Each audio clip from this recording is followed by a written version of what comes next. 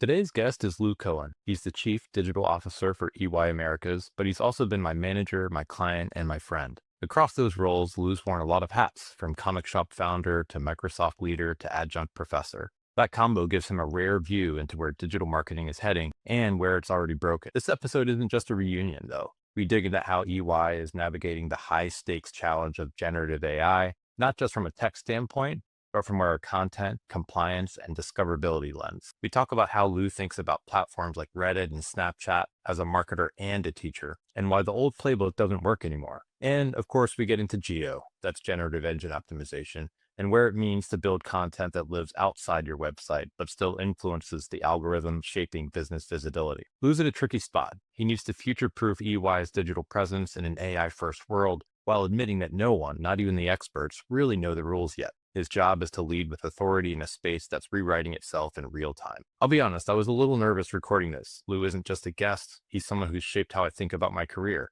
There's a certain pressure when you're talking to someone you deeply respect, not just to ask smart questions, but to hold your own. So this episode was personal for me. It's part conversation, part reflection with a mentor who once told me I didn't need an MBA. We get into what it really takes to lead in marketing when the ground is constantly shifting. I hope you enjoyed this conversation as much as I did.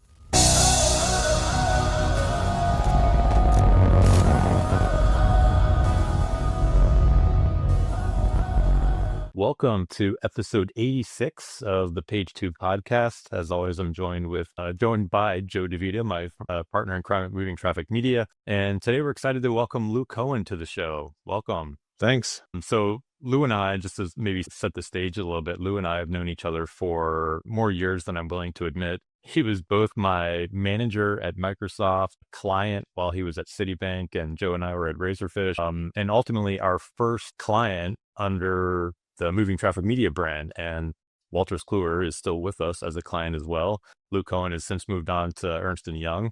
Needless to say, I've known you for many years in a lot of different roles: manager, client, friend.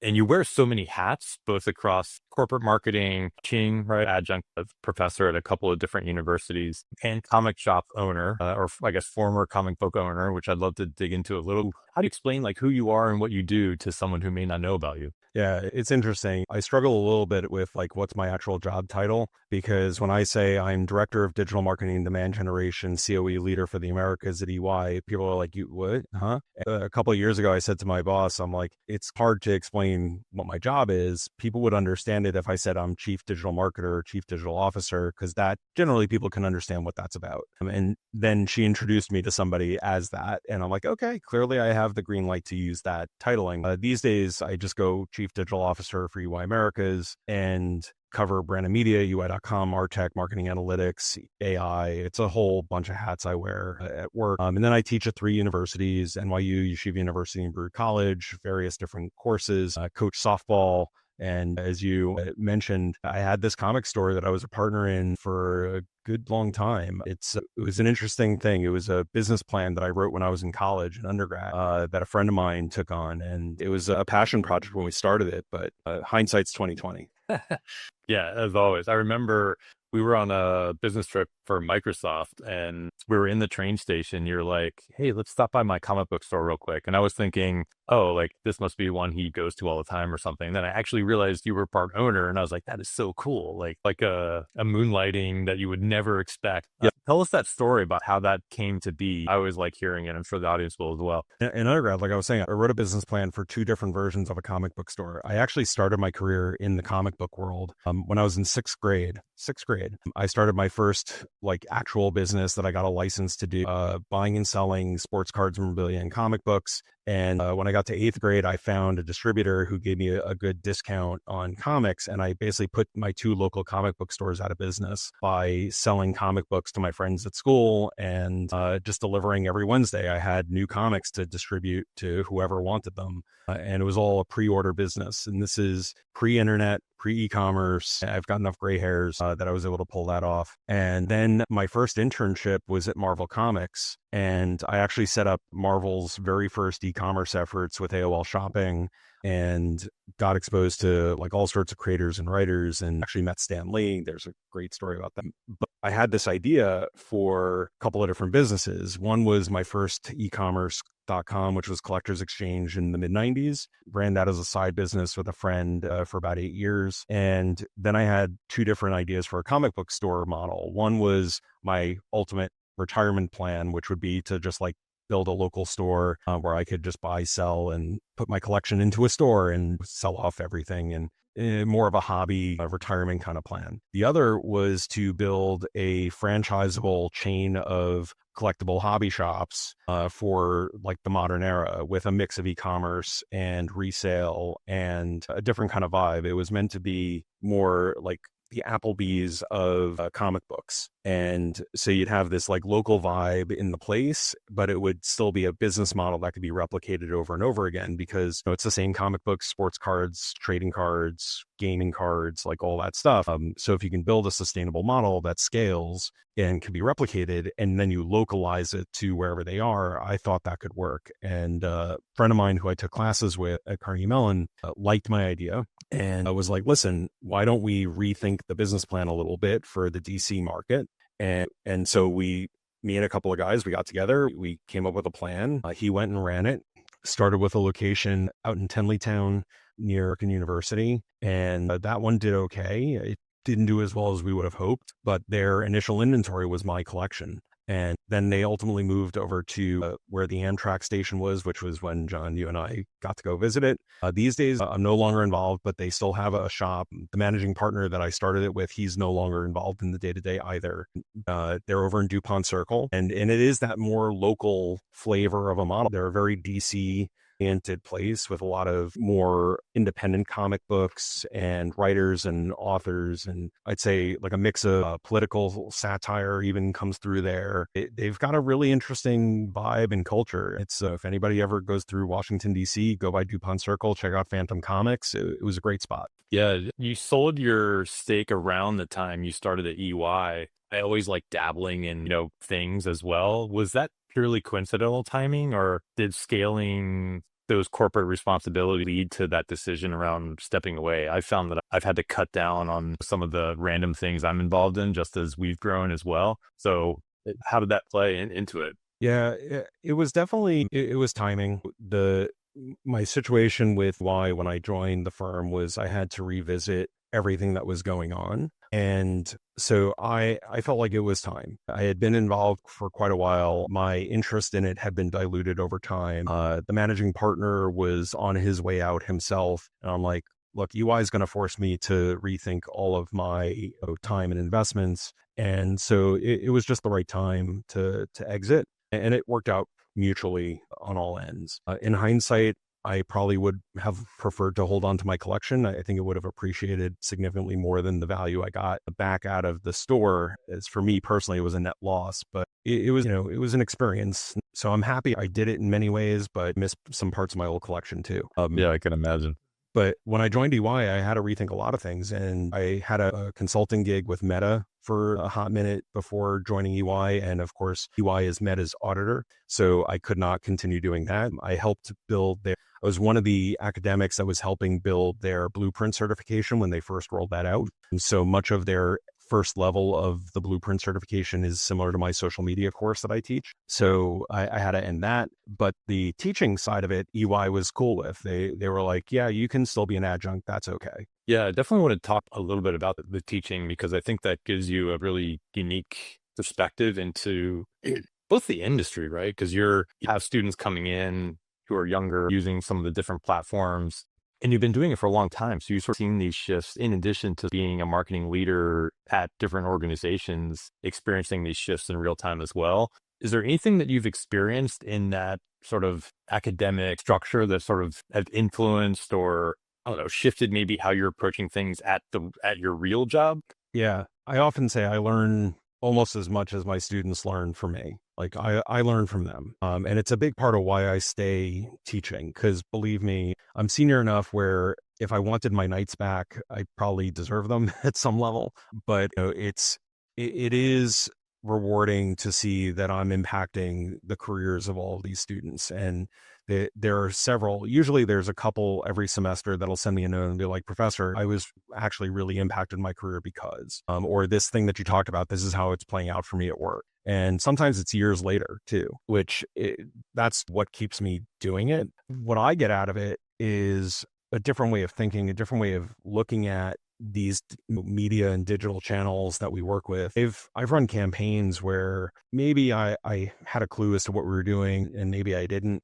Things like we've done on Snapchat, for example. I don't use Snapchat. My kids do, my daughters do, but what is the right approach to doing Snapchat? The best brands, they are building native channels in the platform. They're understanding that their audience operates differently there. And it's a unique channel compared to everything else in the social landscape because it's more of a way in which young people, it's not just young people, but a lot of young people communicate with each other. They appreciate that their messages are not stored historically, that they have an expiration. And one of my daughters, at the very least, she wants to keep the relationship open with people for as long as possibly can so that she gets that streak with her friends. And that's like a competitive thing to keep that streak alive.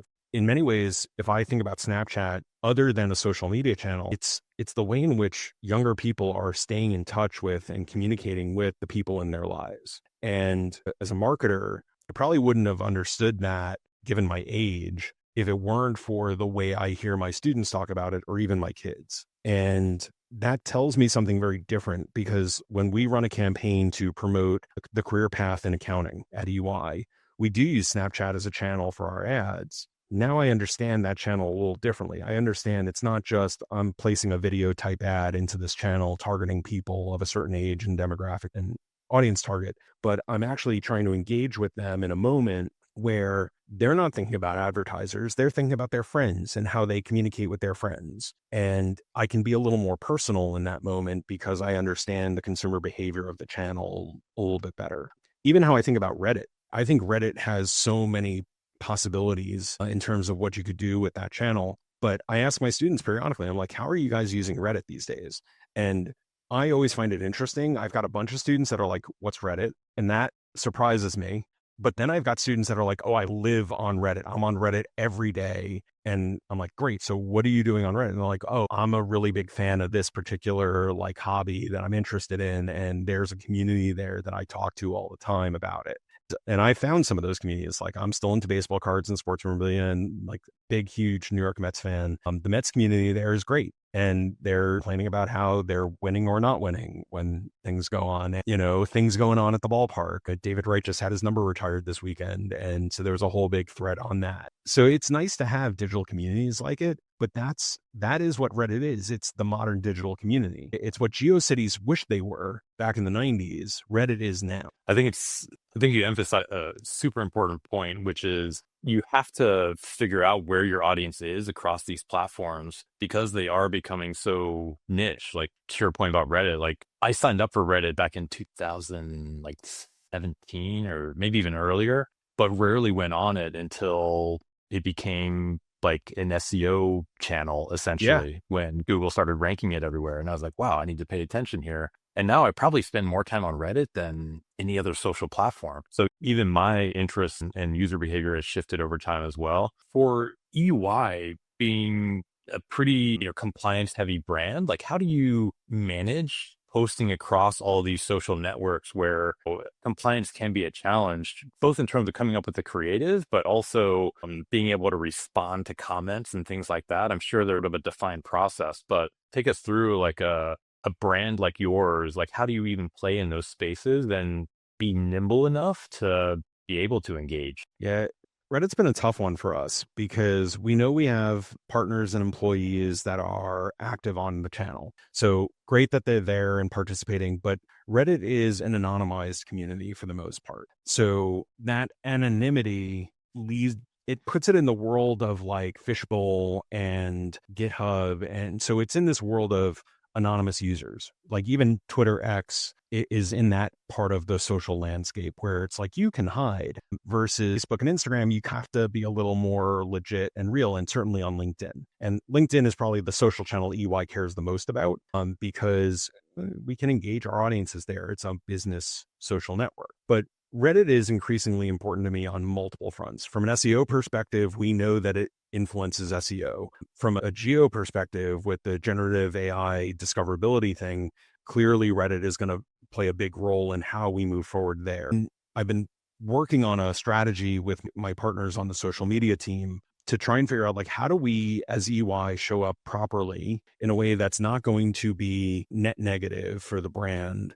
Because if you look at like subreddit Big Four or subreddit Deloitte, you'll see it's a lot of employees and the Big Four consulting firms like complaining. And that's not what we want. We don't need Fishbowl to be out in the public. So what I'm toying with the idea of is, do we create non-anonymized EY personas, actual people, and seed them into specific communities? So for example, if we have a senior consultant that works on Azure, could we go into the Azure community, which is a very small subreddit, but it's largely Azure DevOps type people. And if we say, this is Steve from EY Azure, and have them publicly acknowledge like who they are, but not in a promotional way. Like, they're not there to publish our thought leadership or share links to our articles. They're there to respond to people's questions about things related to Azure. And I think they could do that very well. And wouldn't it be great if they show up as a thought leader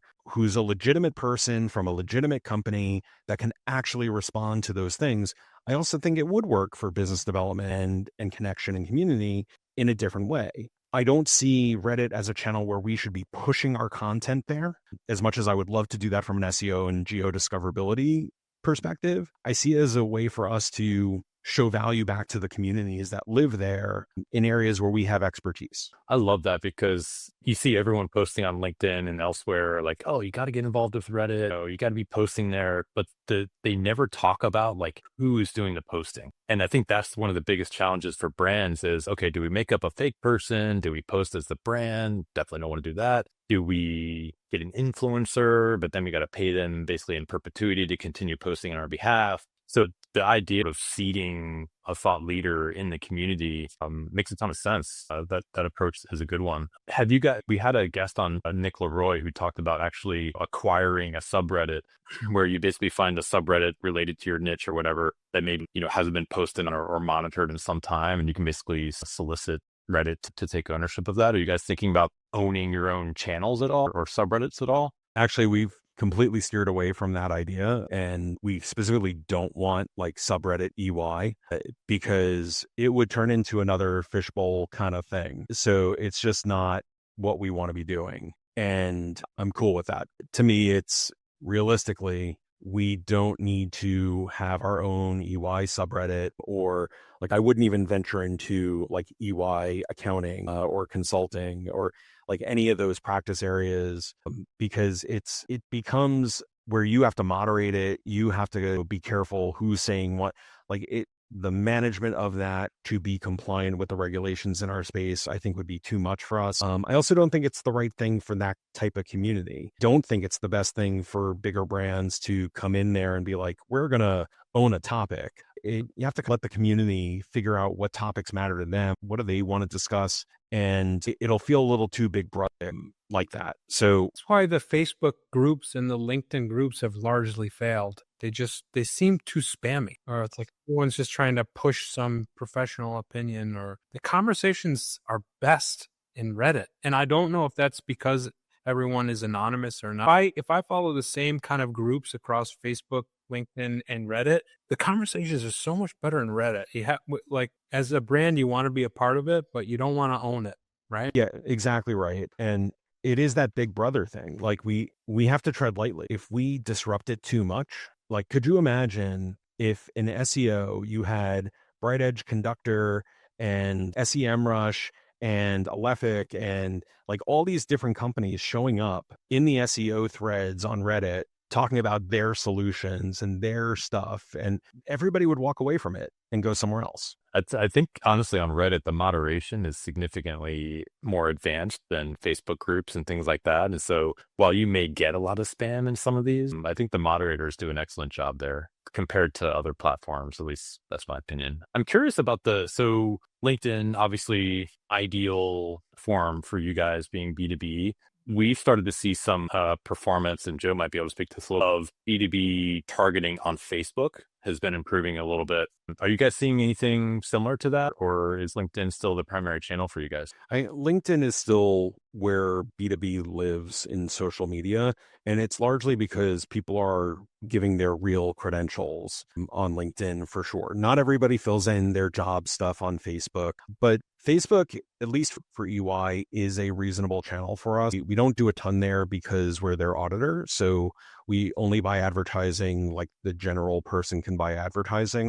So we're not doing anything customer unique there. And that's just more our own limitations and regulations that we have to follow. But, the targeting capabilities are getting better, I feel like, with Facebook and Instagram. They are adding more things that you can target, but they're also restricting others. And so like in my social media courses, I talk about like paid social in a meaningful way. And I actually bring up the ad systems for these different channels like X and TikTok and Meta.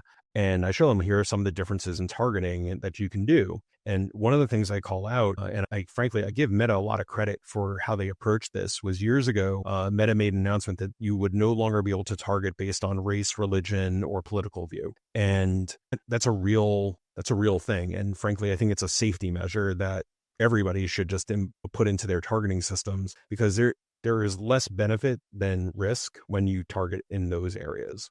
Even going back to my days at Citi, those were like very sensitive areas that we really would try to avoid doing any sort of targeting around because of the potential compliance risk. And frankly, it was just the wrong thing to do. So that sensitivity that they've brought in, I understand why it's been a little harder to target people based on job and company. But given how successful LinkedIn has been with it, I think Meta would be naive not to consider letting people target that way. And it's starting to show up. It is more cost efficient to target on Facebook and Instagram against those types of details. But when you're in that consumer mindset of I'm going on Facebook to see what my friends and family are up to, you're presented with a wall full of sponsored content. And the share of advertising to organic content, I feel like, has tipped way too far into the paid side of things. And they're trying to be like TikTok for general content, where they're just giving you stuff that they think is going to be relevant to your interests, which creates a self-fulfilling prophecy. So if you read one piece of content, you start seeing a lot more stuff like that piece of content, takes you down a rabbit hole of sponsored content that frankly is a little bit annoying. Instagram, they haven't quite gotten that far. When you're on Instagram, you're there to look at pictures of your friends and family and not really see the advertising that is there. And that's different than LinkedIn. On LinkedIn, as long as the sponsored content and the advertising is relevant to you, it doesn't feel so advertising. It's more contextually right in the advertising side of things because it's highly targeted and expect it with the type of content you're consuming. So I do think there is a balance that has to be met there. And for B2B, while Meta can get the targeting better these days, the context isn't quite there. You make a great point about expectation. When you log into LinkedIn, you have a easier times plowing through 50% ads in your feed as you do on Facebook, because you log into Facebook for something different. John made a point about seeing some success with B2B advertising on LinkedIn. Most of that success has been with the customer list, the contact list customer match. So I think people actually use a different email with LinkedIn than they do when they sign up for Facebook. So we see completely different match rates when we upload a list to Facebook versus LinkedIn. I think people create a whole different, it's a different profile on LinkedIn. We think they're also using a completely different email with LinkedIn too. So the match rates are so much different. So you can find those people on LinkedIn, but they're not really there to think about work. So you got to be careful about that. Yeah, 100%. My LinkedIn profile, I think I have like 20 plus email addresses tied to my LinkedIn profile because of all of my historical jobs. And just for NYU, I have 2 email addresses. For Yeshiva, I have 1. For Baruch, I have 2. For EY, I have 2. Like, I've got so many email addresses. LinkedIn has all of them, because it's not just that, like, okay, I'm okay that advertisers target me on LinkedIn, but it's the network of people I do business with. My students want them to be able to find me when they're looking for me. So if you put my personal email in, great. But if you put one of my teaching emails in, you should be able to find me still. If you put my EY email in, you should be able to find me. So to me, I'm okay as an individual putting that information on LinkedIn. whereas Facebook has one, and it's an old Hotmail address that I haven't really been using very much. You finally retired the Hotmail address? Yeah, I've moved on to Gmail. I wanted to talk about the content partnership with Reuters. You won some awards with that partnership, and I wanted to talk about it for a couple of different reasons. One is SEO, obviously a big focus at EY, so I'm sure that sort of fed that engine. But also the approach to the content was maybe a little bit different than what you would think historically coming out of EY, right? A little bit less corporate focused, if you will. Did that also help feed some of the social channels? Is that sort of how you were thinking about that ecosystem working? Yeah, there's definitely a part of what we were doing with, like, we have two of these content partnerships, and we've done a few others, but actively right now we have one with CNBC and another with Reuters. And we've done similar stuff with Wall Street Journal and Bloomberg in the past. It's really, we're trying to tell stories about how EY plays into the business world. And that shows up in a variety of different things. When COVID happened, our reaction to that from a marketing perspective was business interrupted. And we did this video series with CNBC, and it was really successful, trying to get like a partner from EY and a customer of ours talking about the things they were dealing with as it was happening in 2020. And that led us to this path of understanding that executives, they're not really reading articles the way like you think they are. Like there is no executive today, like C-suite executive, that is sitting down and reading the Wall Street Journal like they did 40 years ago. Like that just doesn't happen anymore. We know that if they are reading news on a daily basis, which most of them, I believe, are, it's probably like Apple News or like their Google alerts. They are getting a digest in the morning of like, what are the topics that are most relevant to them? And they're perusing through and clicking on the things that they think are most interesting. So in a world where they are not sitting down and watching the news, they are not sitting down and reading a newspaper, how do you get to be part of their media consumption habits on a daily basis? And that's where this whole inspiration about video content, short and long form, the mix of it all came to be. And that Business Interrupted that we did in 2020 was the first of those. With Reuters, we've done a mix of things. The most recent that we got that award for from the ANA was like our On the Road series, where we were showing business in action and real world situations, real time things. The series we did with CNBC was Real-Time Insights, and we actually had a CNBC host, one of their regular contributors, come into our CNBC design studio, which now lives in our office, and we would bring one of our leaders in to be interviewed by them, and we'd film for however long it took. Could be half hour, could be an hour, and they would do an interview, and then we'd cut that down, get our 30s, our 15s, our social content with B-roll, and we'd have all of this editable in such a way that we could tell those stories about like what's happening, where should people be thinking. And it became advertorial for CNBC. With Reuters, it became digital content that we could distribute through multiple channels, plus Reuters' own distribution network. And we were able to show like where we were talking about AI when AI was like really first breaking. We were already in there. We were already talking about it. And these were the channels which we were able to do that. You've been very vocal about testing, getting involved with AI for marketing. And a lot of it's been public. You are very good about publishing on LinkedIn. Is there anything kind of news breaking you can share with us on ways in which you're activating with AI that maybe you haven't shared yet? Sure. Well, I'll start with like the table stakes. And I've told my students this, and I tell my colleagues this all the time. If you're not playing with it, if you're not learning how AI is going to work for you, you'll be working for it. And the reality of our marketplace is we are back in 1997, where if you couldn't work on a PC with Windows and Office, you were not going to get a job. In a year or so, we are going to be in this place where if you can't work with AI tools, you are not going to be able to get a job. That's just reality. It's the newest wave of software and technology that we're all working in. The prompt hacking and all of that stuff, I think the majority of people understand how to write a prompt. Maybe not a good one, but they understand like, okay, I'm asking a query in a different way. But I think the average consumer does not truly understand the difference between how an LLM works versus a search engine. And AI discoverability, the term I keep hearing is GEO, generative engine optimization.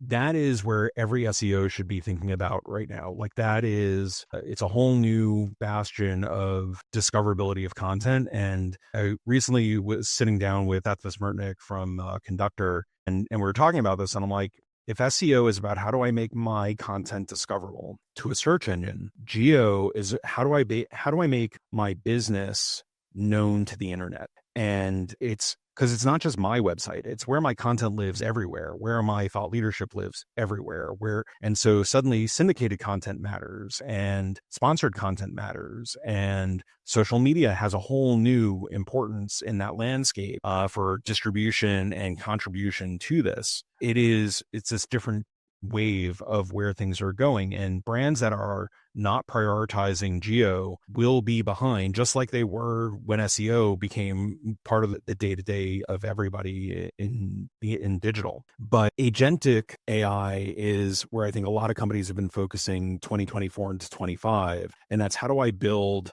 repeatable tasks into a virtual agent. And everybody's been talking about that, from Microsoft, Adobe, and Apple. Like everybody wants to have these solutions, but really what is point automation, which that's been possible for a long time too. It's just, it wasn't so known that you could do those kind of things. So where we're going next is how to make these agents and saved prompts and skills do more than just repetitive tasks. How do we actually give them the ability to be intelligent decision makers on tasks in the moment that they're dealing with it? And it could be as simple as, I have a piece of content that I think is ready to go, but I want another set of eyes on it. Can I put it into an agent that's going to give me recommendations about how to make it better, not just rewrite it? Because today you can write a prompt that's like, make this better. But wouldn't it be better for the person to understand how to make it better and learn how to make their own writing better the next time? So the AI can teach us things that we don't necessarily think about when we're going through it, but we as humans have to recognize that we have intelligence that these tools do not. We can think it's an algorithm doing things, right? It's deriving an answer based on formulas and equation and information. And I will tell people often, search engines still have a very important purpose, right? When you want a deterministic answer to your query, like 1 + 1 = 2, it will always equal 2. But if you ask an LLM, if 1 + 1 = 2, and you ask it over and over again, eventually it's going to think it's giving you the wrong answer, and it will give you 3 or 4 or some random number, because why are you still asking you? And it will also give you like 11 as an answer, because 1 and 1, 11. And I've tested this. I've seen it happen. It is not good for math, simple math, because math is deterministic. 1 + 1 always equals 2. But if I want to interpret something, if I want to analyze a set of data for, like, tell me the trends out of this set of data, why might this spike be happening in my traffic during this period of time, will give you ideas that you may not have otherwise come up with, because it is not thinking, it is interpreting and analyzing and trying to give you the probabilistic answer. It is likely that this could be causing that or not. And so it is a little more prescriptive in that regard. So we have to, as we start to understand more about how these AI tools work, we have to remember, okay, probabilistic responses are great for AI. And if we have repetitive tasks where probability would have made decisions, that's where you can really start to make more out of these things, versus deterministic. I need 1 + 1 = 2 every single time. That's not what these are for. And that's this next generation of AI applications coming through. It's how do we take everything we've seen the last few years, from Gen AI to agentive AI to functional AI. And that functional AI is where it really starts to be used in the proper ways for impact to businesses. And this is where it's like, it's cool to work at a firm like EY, because I can see the consultants doing this type of work for companies that are making the early investments. You want to be first in market on AI, you're paying to be the first in market on these things. But Moore's law, we know personal computers got super cheap for a reason, right? Processing power gets cheaper over time, and the technology gets cheaper over time, and you get to do more with it. That's going to be the same for AI. Moore's law will apply. But we are in the earliest days of this. AI has been around for 70 years, but this flavor of AI has been around for like 5. I think a lot of people have a hard time understanding that AI is essentially really complex math. Yeah. And so it's all about probability. I know you're a big fan of Conductor. Conductor has AI tools built into the platform, content creator, other things. Can you tell us or share with us how you're applying AI to maybe some of that content optimization, or some of the tweaks that you might be doing to actually get that content optimized? Or let me ask this first. Are you even measuring like what you're showing up for in ChatGPT, Perplexity, all those sorts of things yet? Are you reporting against any of that? We're starting to, and like we're trying to get in on the early versions of what Conductor is building for AI solutions. And so far I've been fairly impressed with what they're coming up with. And that Conductor will be leading the pack quite a bit on what they're doing. It's hard, right? And it's hard for multiple reasons. One, it's the Wild West. Nobody really knows the answer right now. You can go on search engine land, you can go all over the internet and try and scour the world for how do I make my content more discoverable on AI? And you will find a million different responses, many of which are just flat wrong. And there are some things we know don't work. Like we know that creating a lot of AI created content to flood your site with content, that's not going to work, right? So keyword stuffing back in the day was not the right answer. So is AI stuffing. So great. We know some things don't work and we shouldn't do those. But the test and learn approach we've had to take, it's tedious, because if I prompt, let's say I want to influence how to improve supply chain given the tariffs coming to the US for manufacturers, which is something many of EY's customers care about. And we have content on EY.com that is optimized for those types of topics, and we show up well in SEO. But we haven't really shown up as well as I would like in different LLMs. But here's the problem. If I create a short list of keywords and prompts that I want to track, I then have to go to Llama, GPT, Gemini, and all the different major LLMs, because there's several of them, and track the responses over time that they're giving. But if I ask the same prompt of these engines 20 times, I will get different responses every single time. And one of the ways that we're tracking that is by where is it sourcing the response from? Because that's how I know my content gets into the feed. Now, whether or not it gives the same response, as long as my links are starting to show up in the source material, that means I'm improving. But it will still give a different answer every time you ask it. And you could even force it to change. So you could say, like, now answer me as if I'm a business executive. Now answer me as if I'm Jamie Dimon. Now answer me as if I'm Warren Buffett. And it will give you different responses. And sometimes you fall out of the source material, which I find really interesting that it does that, because it's really trying to tailor the response to who's asking. So, for example, like a private equity executive who we would want to reach to talk about something in their business, they might be prompting around investment strategies in small to mid-sized businesses in whatever space they're in. Okay, if I can get something that feeds into a response to a query that they might prompt an AI with, wonderful. But then if I change that prompt to say, as if you're a PE executive doing this and that from New York City, and then I fall out the set of data it's sourcing from, that's worrisome. And it's like, good luck figuring out why that happened. And it only happened on 2 LLMs, but not the other 4. And so we need scalable tools that can assess this all together. And there are startups building that type of solution. There are companies that are trying to build the better sandbox for how to do this, but it's the Wild West. And frankly, I think a lot of these startups, they're not going to make it because there's too much skepticism about what does it take to actually invest to do this well versus some of the bigger players like SEMrush, Moz, Conductor, and BrightEdge that frankly have a leg up and an advantage because they were already set up for SEO. They already can handle that side of things. If they can apply AI to their world and understand this different view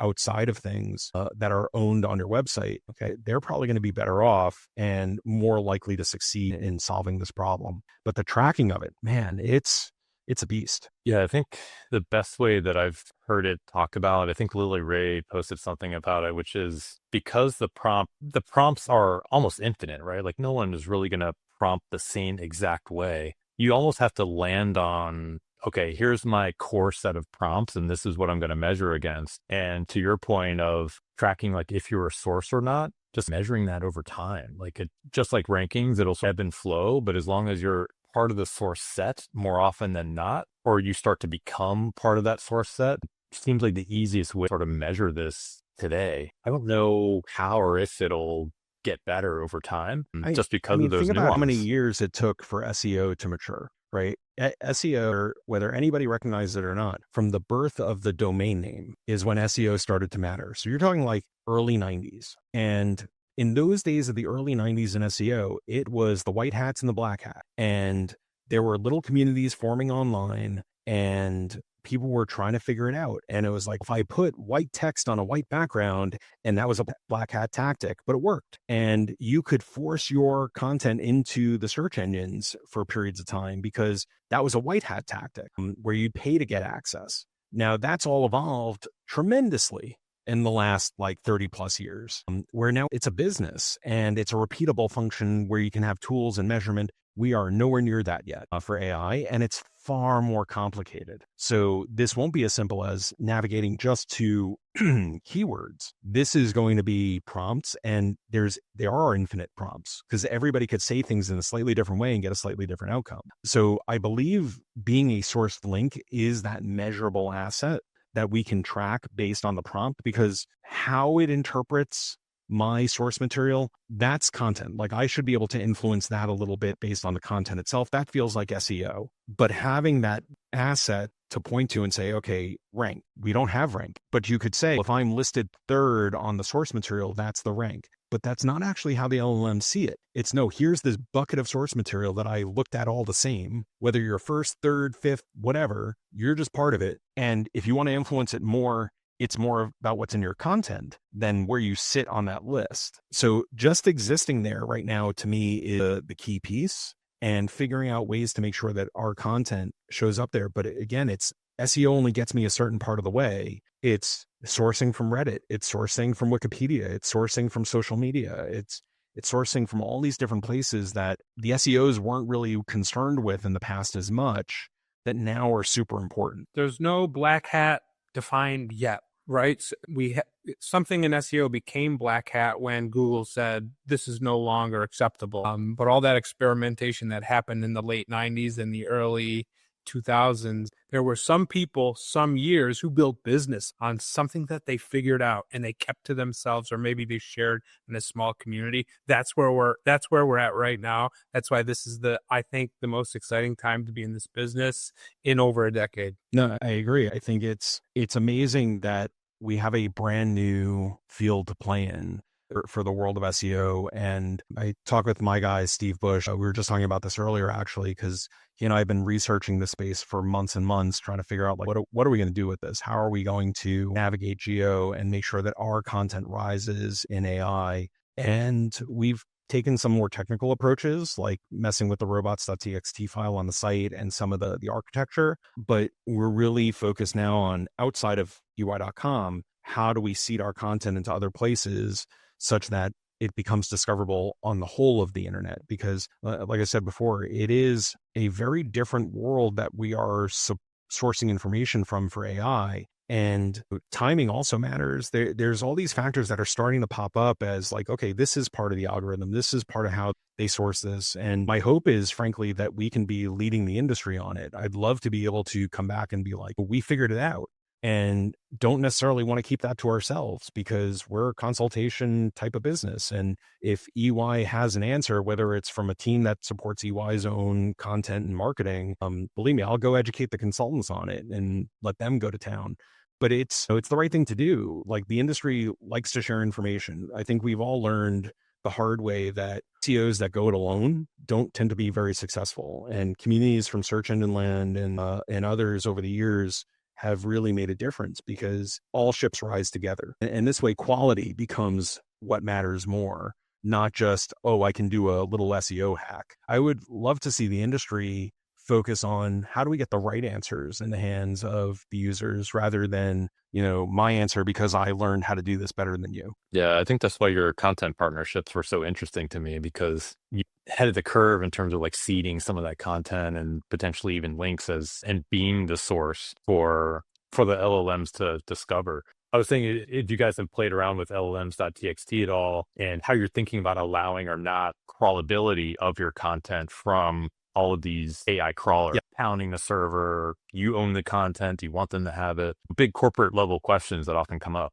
So My perspective and what we've gone forward with, we updated the robots.txt file to allow the LLMs to go through intentionally, because I want my content, I want my firm's content to get there. I want it to be consumed.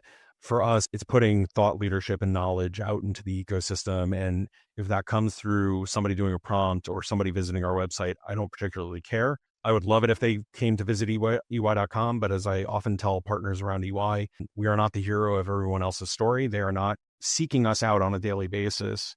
If we happen to have the right answer when they're looking for it and they find us where they are looking for it, whether that's on Google and Bing or through an LLM or somewhere else, wonderful. Let them find our content where they are looking for the answers rather than forcing them to come to us to get the answer. And so with that approach in mind, we did put the access in the robots.txt for LLMs to consume our content. I do have the concern around like banging on our server too much, and we monitor that. We've had maybe a couple issues months ago and we're able to deal with it, but it hasn't been a problem since. And I understand why some businesses would be hesitant. If you're the Wall Street Journal, you're selling your content, right? And you want people to go to wallstreetjournal.com, like WSJ.com, to consume that content. I 100% understand and respect that. And so if the LLM wants to be able to source that authority content from a news source where they are monetizing that on their site, yeah, there should be an arrangement,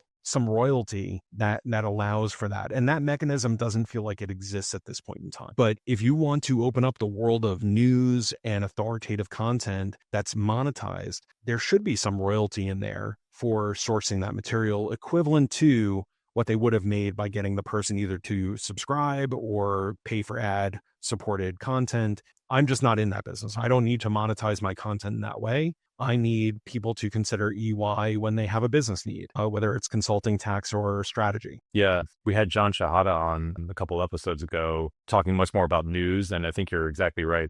The business model in some ways sort of defines whether or not you want to allow those crawlers in and access to the content.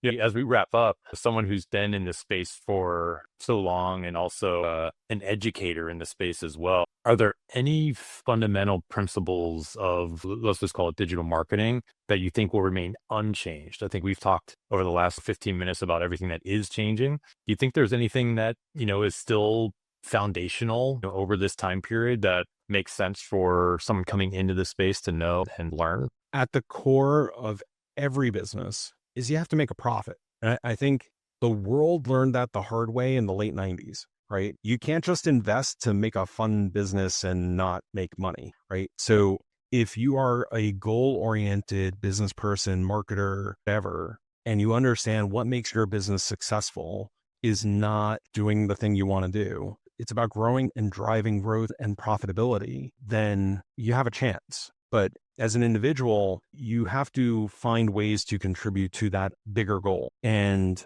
understand the mechanics of a business. I've been quoted as saying I could sell ice to Eskimos, but the reality is, like, I've been in so many different industries and worked in so many different companies over my career. It doesn't really matter to me what the product is, as long as the product works, as long as the product adds value to the consumer, whether it's a business or an individual. Wonderful. Tell me about their consumer behavior. Help me understand what makes that transaction come to be. And can we define who that target audience is, our ideal customer, and what the value is associated with? Like, those are the types of things that I think any business person or marketer really needs to understand is, what are my goals? How does my business continue to grow and stay profitable over time? Who is my buyer?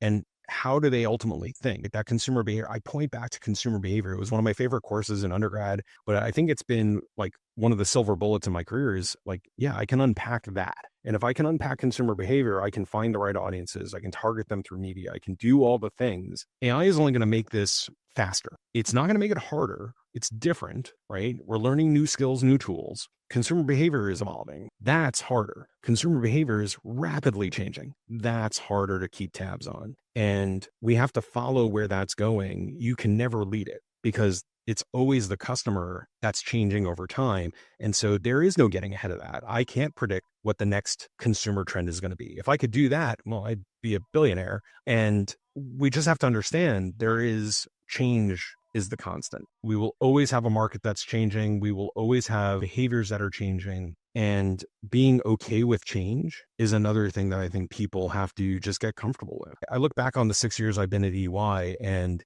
it's been full of change. I started in 2019, and COVID, we went through the potential splitting of the firm, and then we didn't. And so we've gone through so many changes over the years. We re-platformed our website like last year. That was a big change. And it is always about, how do we make our business better? How do we make ourselves more capable for our clients? How do we do the things that make our clients successful? And that's the name of the game. My oldest daughter is thinking about a career in marketing. And I've told her, I'm like, learn everything you can, get your hands dirty, play with the tools. Like, she's a very talented artist. I'm like, go play with Canva, like go learn the stuff. My middle daughter is really into softball. I'm like, find things that you're passionate about and like learn how to do business things around it. I'm like, go design a t-shirt for your softball team, like go do a thing. And it just gives them different tools in their toolbox that they may not be realizing is what I'm doing with them, but it is trying to give them a little bit of like, okay, when they get a little old, they'll see. Lou, how do you adjust that advice to a senior who just graduated in May of 2025? Do you try to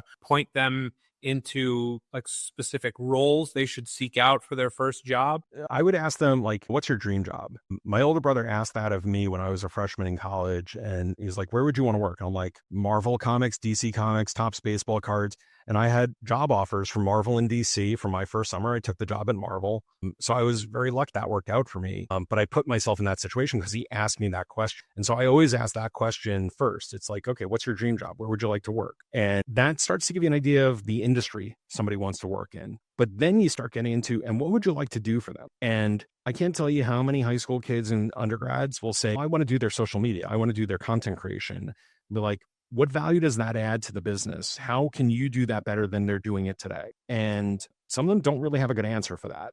And they're like, oh, I just think it would be fun to do it. I'm like, I'm sure it would be. That doesn't necessarily add value to them above and beyond what they're currently doing. So what do you enjoy doing the most? And sometimes you get very different answers. Like, I really like, working with numbers. I'm really good with data. And some of them are really good at math. I'm like, okay, have you thought about a career with analytics? Could you do like stats in college and learn how to show a business where their opportunities are based on numbers and math? Have you thought about a career in accounting where you could do that as well? Younger people tend to lean into content creation and social media more because they haven't been exposed to other ways to apply their knowledge and skills to different types of work. And I look at people that are very social, interpersonal skills, right? I'm like, have you thought about a career in sales? It's a relationship business. And you know what? Not everybody's good at that. If you're introverted, that's not a career for you. If you're extroverted, maybe it is. And look, you could have a fantastic career in sales doing all sorts of stuff. You just have to get onto a thing that you're really good at selling and building relationships with. I look at realtors. Realtors, the best realtors are great relationship people because you know what? You really only need a realtor if you're buying or selling a home, which people don't do that so often in their lives. If you have good relationships with the people you do business with, they refer you to the next person and the next person. It's like, I've referred you guys for people, and it's because we have a relationship based on the history, me and John and Joe working with you when I was at Wolters Kluwer. And I'm not surprised that you guys have held on to that business, but it's the relationship opens the door. Then there's the proof, right? And I would argue the reason you guys have held on to that business I'm now 6 years removed from Wolters Kluwer. So 6 years later, you're still on that business because you're proving the value to them. It's both. And right. So you're able to impact their business and have a relationship. The soft skills are so important. Technical skills can be taught more easily than soft skills. I was reminded of a conversation you and I had during a one-on-one back in the Microsoft days, and Microsoft great benefits. One of them was a stipend for continuing education. And I was talking to you about whether or not I should go get my master. And I don't know if you remember what you told me, but you said, look around. You're already doing the job that all these folks who have a master's degree has. So what is the value add if you go and invest that time and effort? And I think about my daughter who's 7. Eventually, she'll get to the age where you would traditionally go to college. And this may be an odd question to ask, given that you teach like master's classes. Do you look ahead 10 years? Do you see college as or maybe a master's program as important in the age of AI? It just seems that the ability to do so much more without necessarily that extra education, it would seem feasible that sort of goes away. That's kind of scary for me as someone who's grown up with that Yep. hierarchy of you do this. Are you guys thinking about that? Are you getting questions like that at school or?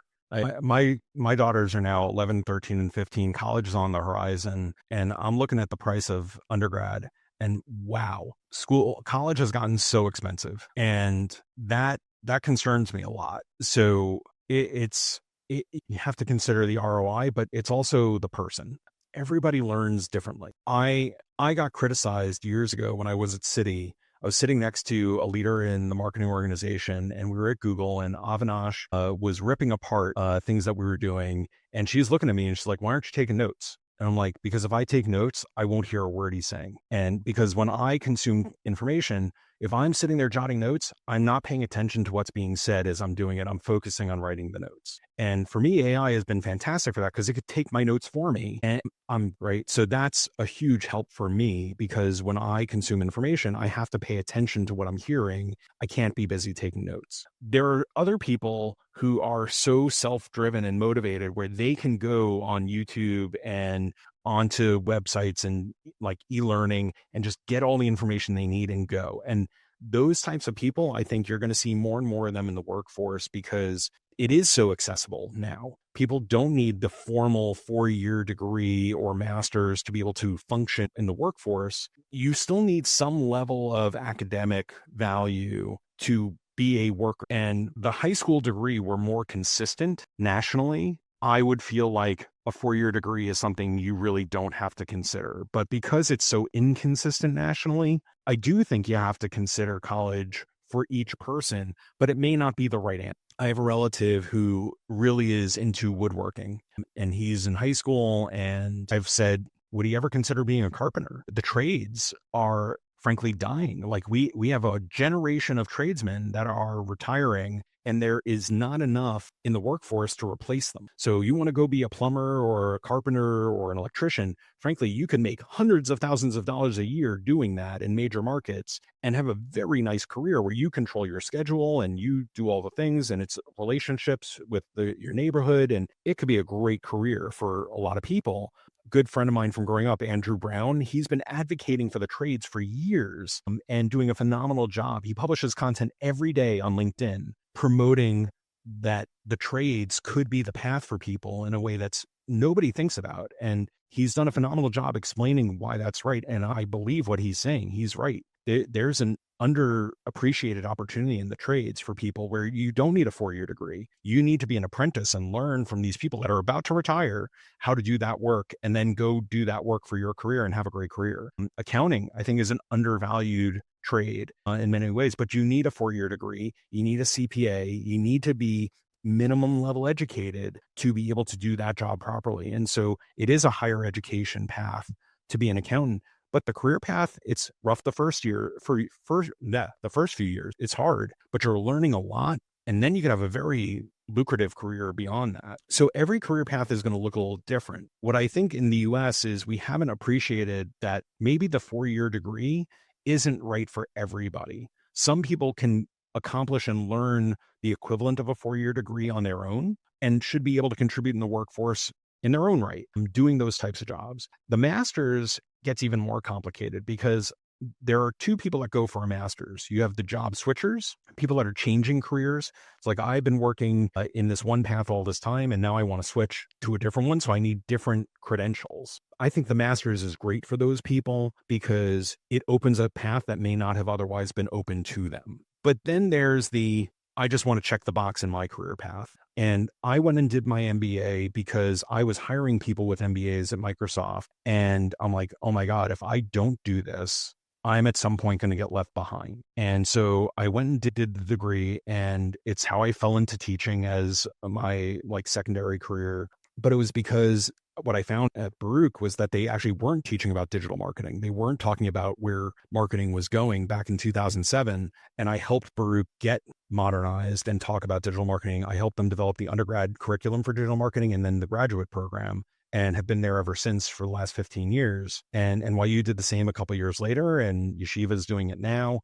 And so I'm proud of what I've been able to do to enable those learning opportunities, I'll be the first to admit it's not for everybody. And it's a major financial investment to go back to school professionally and financially out of your pocket, because you're taking time away and putting it into developing yourself in a different way. If that is not going to level up your skill set or capability or change that path for you to a different trajectory and career path, I don't know that it's right for everybody. And you want to go learn something? Absolutely. There's content out there. There's information out there. There's courses out there that anybody can take. There's virtual learning. It's gotten better and better, but there are also companies that care about their credentials. And, for me to have been a chief marketing officer, now chief digital at EY, you know what? If I didn't have the MBA in hand, I don't know that I'd be where I am today in my career. I think when I was hired at Citi, having that credential certainly helped. Citi values an MBA. Getting to CMO at Wolters Kluwer, I think the MBA didn't hurt. It was a good credential to have to get to a C-level job. So for me, I think it was worth it. I'd stand by the recommendation, John, I gave you way back when for what you wanted to do and the path you wanted to go down. It probably didn't make sense for you. You already knew what you needed to know, and there was better time to be spent doing other things. I did want to quickly ask about the migration. I actually didn't know that you migrated recently, but any learnings from that? We've had a lot of great conversations about both the pitfalls and the strategies to accomplish a successful one. Anything that you learned during that process across such a large site? Yeah, I wish there was an easy button for migration. Oh my God, can somebody build an AI solution for Adobe to migrate? I've said that to Adobe, so I don't feel bad about saying that here, because it was not easy. We had to do a content audit, eliminate old content. We did an SEO audit on the whole thing as well. But for EY, we migrated, it's 180 different country sites over the period of 2 years. And so it's one holistic website of EY.com with tons of subfolders for individual countries. And there are subdomains as well. And it was a whole thing. But we were going from Adobe to Adobe.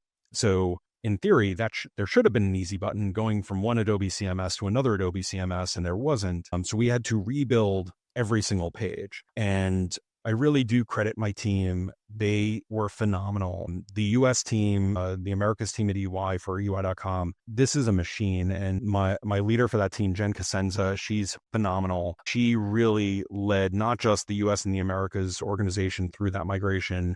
We also drove a lot of how globally that should have been done out of our team. We did trainings for everybody on how to do the page migrations, and we found issues and we raised them, got them fixed.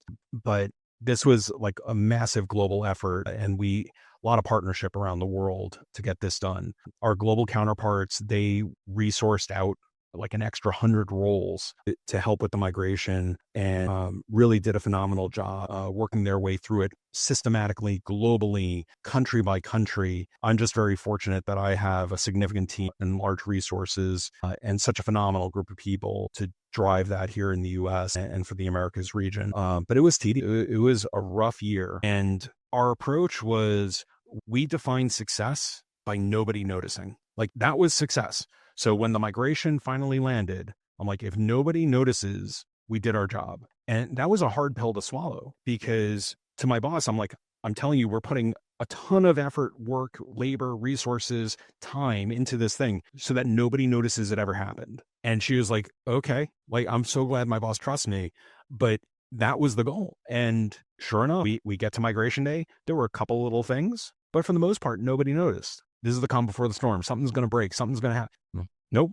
We made it through. We didn't lose any traction on SEO because we had a plan for that. We didn't lose any traction on UX because we addressed it. We really were able to come out net positive post-migration. And I credit the fact that my team, they were hyper organized. We use Zendesk for tracking our workflow. And then we have Azure boards for management of process and time. My page builders for web pages, they were building pages in under 6 minutes with QA.